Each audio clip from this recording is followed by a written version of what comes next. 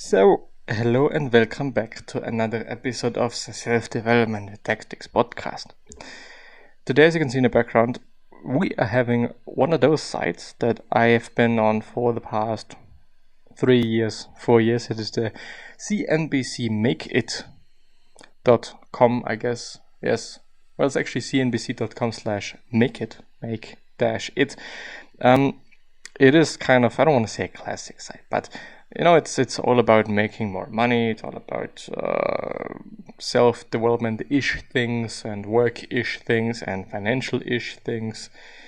Sometimes the headlines are a bit, For example, this mom makes $760K a year in passive income and lives on a sailboat. And there is a quote, "I work just 10 hours a week." Of course, it might be actually very interesting to see or hear that story, since it is quite some money. It is not millions and trillions, but it is, I think, fairly enough to live a pretty good life. But what I actually want to go through is the one on the left, which is 93% of employers want to see soft skills on your resume. Here are 8 of the most in-demand ones. I mean, in the end, I think it makes sense which ones are important, but still, I find it pretty interesting that apparently 93% of employers want to see them on your resume. I'd actually like to see the data on that. But yeah, when applying for a job, there are many ways to optimize your resume. You can check the listing to see where the employer's priorities lie in terms of experience and make sure to highlight what is most important to them. For example, you can include any major achievements like exceeding sales goals, and you can include a link to your LinkedIn profile.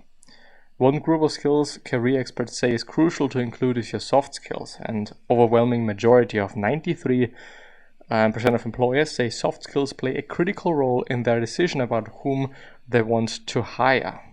Ian Siegel, co-founder and CEO of ZipRecruiter, said in the company's recent report, "The job market outlook for grads," which is interesting. I think I know ZipRecruiter because of whatever ad, I guess. But yeah, soft skills include a wide variety of abilities. I would say in general, communication is very high on that list right now, considering how people are working in very different situations, hybrid situations, says Kristen Kelly, Chief Marketing Officer at Career Builder, as an example. So there we have a list. The first one is communication skills. Number of job listing the skill 6.1 million. Customer service, number of jobs listing the skill 5.5 million. Scheduling, number of jobs listing the skill 5 million. Time management skills 3.6 million. Project management 2.8 million. Analytical thinking 2.7 million. And the ability to work independently 2 million, and then we have flexibility with a mere 1.3 million. What I think though, yes, time management skills, well, yes, it is a soft skill. But I don't know if project fucking management is a soft skill. I don't know. Hard to say. When it comes to the importance of communication, in part, as Kelly says, that's a result of the new remote and hybrid work arrangements that rely heavily on tech. How you respond to someone who sent you an email matters. She says, an example, formally responds to them in 24 hours. The importance of communication is also a result of various companies' recent diversity, equity, and inclusion initiatives. To be a diverse and inclusive player, says Xiaojin, Huang, co-founder and CEO of Fairy God Boss.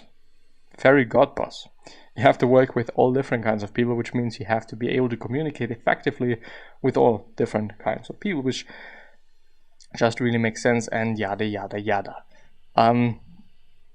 A big issue that I'm seeing here is, well, actually it's also the case with hard skills, that when I'm writing them into my resume, of course, I can back it with work that I've previously done, with the experience that I'm having, and this might actually be the reason why so many jobs or bosses or people that are just hiring, they need to see some experience, because I can write down whatever the fuck I want and say I did this, I did that, and I did the other thing, and hope that this person is hiring me. but when I can back it with real world examples, then, there's a bit more truth to it.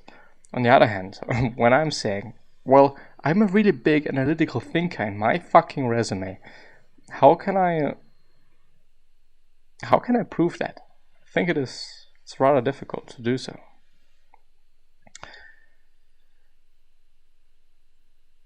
Suze Orman, this is the number one investment to make now. Financial psychologist, money advice you're getting on social media may be totally inappropriate.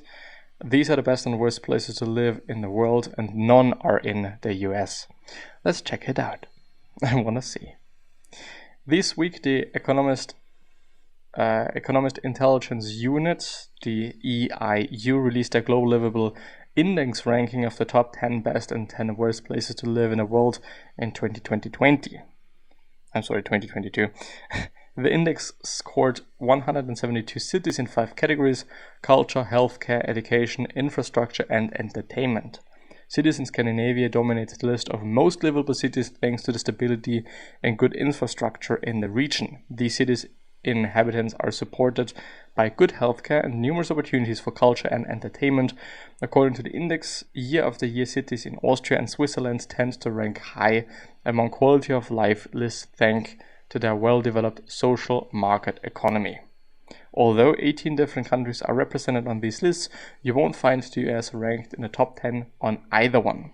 A representative for EIU told CNBC Make It via email that Atlanta, Georgia ranked as the most livable US city at number 26 on the list, while Washington, D.C. came in close behind at number 30.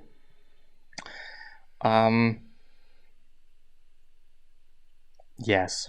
I don't know what this is due to. Maybe we can find a bit more in the latter part of this article here. Number 1 best place to live in the world is Vienna, Austria. Overall rating is 95.1 out of 100. Stability 95. Healthcare 83.3. Why? Culture and environment 98.6. Education 100 and infrastructure also 100. First is the best place to live in the world. It held the position in 2018 and 2019, but slipped to 12th place in 2021, I'm sorry. I do wonder what place. It's actually very interesting, that 2018, 2019, what about 2020? But we're having Vienna, first place, then Copenhagen, second place Zurich, third place, fourth place is Calgary in Canada, then fifth Vancouver in Canada, then the sixth Geneva, or Genf, Switzerland, seventh Frankfurt, eighth Toronto. Actually, Canada seems to have a few on the list. Amsterdam, and the 10th is Osaka and Melbourne, apparently. And the number 1 worst place to live in the world is Damascus in Syria. Stability 20, healthcare 29, culture 40, education 33, and infrastructure 32. And here's the rest of the top 10 worst places. Tehran, Douala, Harare, Dhaka, Bangladesh, Port Moresby, Karachi, Algiers, Tripoli, Lagos, interesting actually, and Damascus, Syria. What the cities in the world list all seem to have in common are some serious social issues and safety concerns. For example, the index stated that Damascus' place on the list is likely a result of the social unrest, terrorism, and conflict affecting the Syrian city. Lagos, the cultural capital of Nigeria, made the list because, according to the US Department of State, it is known for crime, terrorism, civil unrest, kidnapping, and maritime crime. I'm sorry. No, maritime crime, it's right. I would actually like to see the list of 2021 and 2020. Something that I wanna say is, yes, Vienna is a beautiful city. I can actually and Amsterdam is also a very beautiful city. Haven't seen that much of Zurich and Genf or Geneva.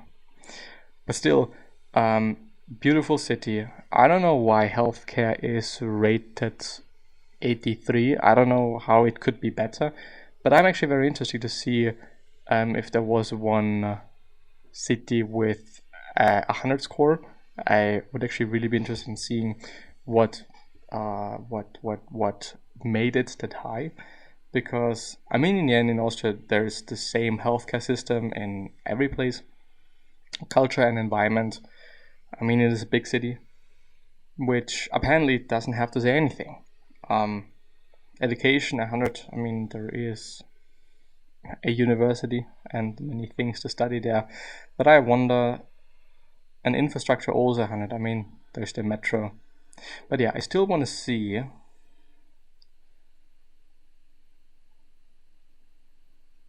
Let's see what we can find here. Can you see this as well? Yes, you can. No, global livables ranking. There's also a Wikipedia page. 2022 results, 2021 results. 2021, the top 10 cities were Auckland, New Zealand, Osaka, Adelaide, Wellington, Tokyo, Perth, Zurich, Geneva, and so on. So, in general, Australia is also having a lot of cities on the list. Then the 2022 results were the ones that we have already gone through. Then we're having the 2019 results. Vienna top spot with a 99.1 score. That's... and also in 2022, by the way. Did I... overall 95.1. That's actually wrong, apparently, according to Wikipedia at least. I don't know what the right ones then are. 2019 also kind of actually the same ones as in 2018 and 2017. We're having Melbourne in the first place. Apparently Melbourne being actually also a very livable, very livable city, and also Helsinki there we can see on the ranking, and Hamburg as well. Melbourne. Apparently Melbourne has been in the top 10 for every single year, but no, every single year, as far as I can see here, which is really interesting. I would like to see whether on the IEU side we have a bit more to read. Solutions, insights. Yes, okay, thanks. Videos, global themes, webinars, solutions, insights. Well, maybe I can find something on it at some point. There is a summary, but I don't want to download it. Anyway, hope you're going to see you next time.